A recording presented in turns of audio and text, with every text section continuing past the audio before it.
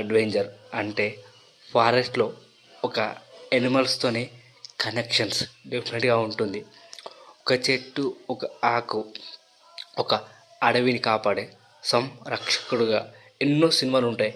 కానీ రాజమౌళి సినిమాలు వేరే.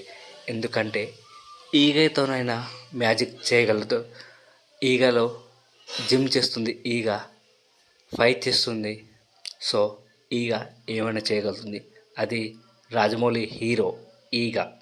ఇక రియల్ హీరో అయితే మన ఊహ కూడా అందదు. సో ఇప్పటి వరకు తెలుగు సినిమాని ఇండియన్ లెవెల్కి తీసుకెళ్ళాడు.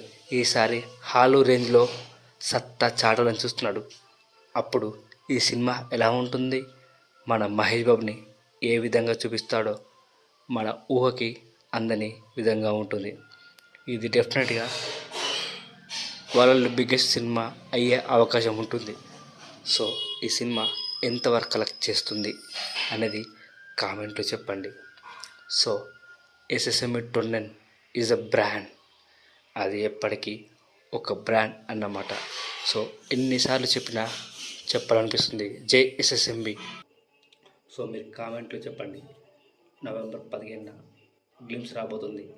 ఈ సినిమా ఎన్ని వ్యూస్ రావాలి, యూట్యూబ్లో 500 మిలియన్స్ ఈ సినిమా ఎంత కలెక్ట్ చేయాలి అని కామెంట్లో తెలపండి. ఎస్ఎస్ఎంబి అని టైప్ చేయండి. కొత్తగా వచ్చిన వారు ఈ ఛానల్కి లైక్ చేయండి, షేర్ చేయండి, సబ్స్క్రైబ్ చేయండి.